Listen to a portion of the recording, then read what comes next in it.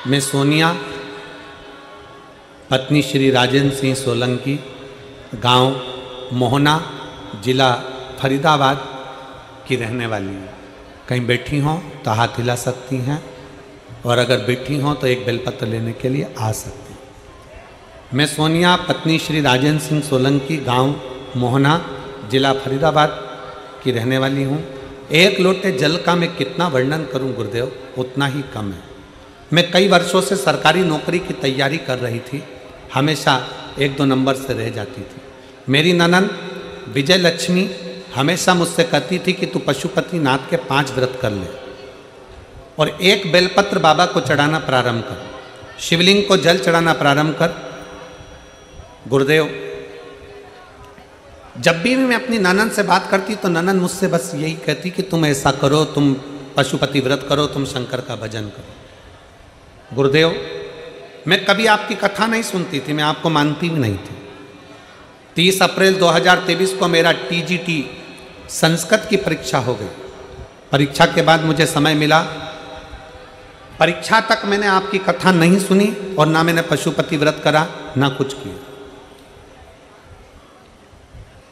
परीक्षा के बाद मैंने पहली बार आपकी कथा जुलाई में अलवर में सुनी और आपने ऑनलाइन पार्थिव पूजन कराया। मैंने आपके परिवार के साथ, अपने परिवार के साथ जैसा बना वैसा बाबा का पूजन करा। गुरुदेव, अब मेरे मन में विश्वास जागृत हो गया कि मैं इतने सालों से एग्जाम दे रही हूं, मेरा पास नहीं है, पर अब की बार फिर बाबा कुछ कृपा कर दे और फिर मेरे ऊपर करुणा अब करेगा तो बाबा करेगा। मैंने दूसरी बार फिर मेहनत करी और मेहनत कर कर नवंबर 2023 में काशी में 5 दिन की कथा पंडाल में बैठकर सुनी। अभी तक मैंने पंडाल में कथा नहीं सुनी थी। अलवर की कथा मैंने ऑनलाइन सुनी, ऑनलाइन पूजन करा। काशी की कथा पंडाल में बैठकर सुन ली। और आप कहते हो बाबा सुनता है और 3 महीने में देता है। गुरुदेव, हमने नवंबर में काशी की कथा सुनी और बाबा की कृपा का मैं क्या गुणगान करूं गुरुदेव। 10 फरवरी 2024 को हम बाबा की कृपा का ऐसा वर्णन हुआ कि हम सीहोर पहुंच गए। सीहोर जाने के बाद हम बाबा की कंकर शंकर पूजन करके रुद्राक्ष लेकर आ गए और बाबा को प्रणाम कर कर आ गए।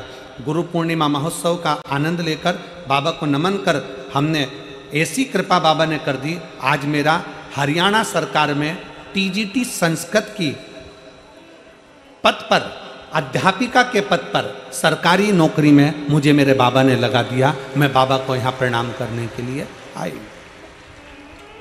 एक विश्वास, एक भरोसा।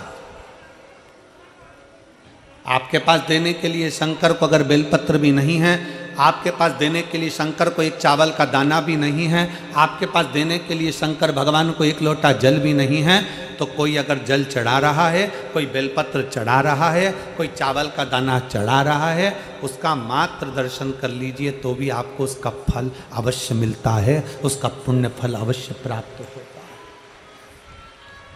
मिलेगा जरूर।